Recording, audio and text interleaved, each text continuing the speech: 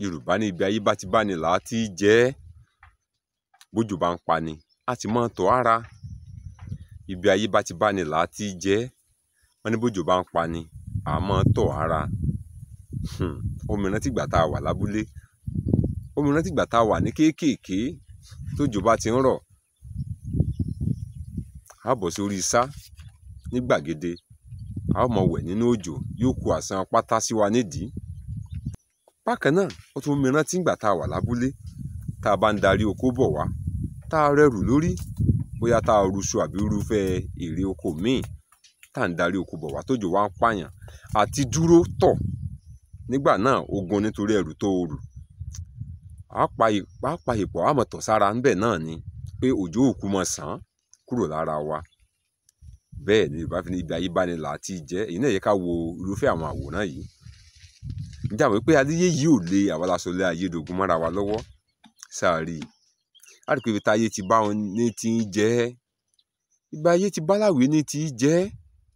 Bẹ́ẹ̀ ni ibi ayé bá ni là á ti jẹ́. Tábárẹ́ nìkan tá bá wò pé nínú oko yìí náà ní ti ń wúrú wà báyìí. Nínú oko yìí náà ní ti ń lorú nǹkan báyìí. Aláyé fi kalẹ̀. Ibi ayé bá ti bá ni là á ti jẹ́. Tábárẹ́ lómi tó bá ṣe kankan pé kí ló dé tó ṣerú nǹkan báyìí níbí ṣébí ló yẹ kó ti ṣerú nǹkan bẹ́ẹ̀ ni. Wọn ò ní pé ẹ fi í lẹ̀. Ibi ayé bá ni là á ti jẹ́. Bójò bá ń pa ni a sì máa tọ̀ ara.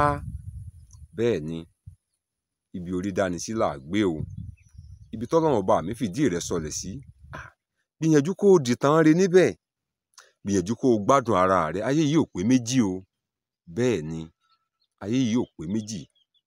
Èèyàn tó bá sì wà láyé láwùsá ń kí ní sànú kù. Ẹni tó bá ti kú sànú kan ò lè kù mọ́. Gbádùn ara rẹ̀. Akínọlá Ọlámídé lèmi ń jẹ́.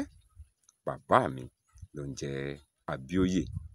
Ẹ bá mi subscribe sí YouTube channel mi Ọlámídé Ọlábàtà. Bákan náà ẹ má ti gbàgbé ètò kan tí a ti ń polongo rẹ̀, ìrírí mi. Bí ẹ̀yin bá fẹ́ láti pín ìrírí yín pẹ̀lú wa, ẹ lè kàn sí mi lórí ẹ̀rọ ìbánisọ̀rọ̀ mi 08066441608. WhatsApp number mi náà nù. A ó sì jọ mú ọjọ́ tí a ó pàdé. Títí ìgbà náà, ire o. Please subscribe.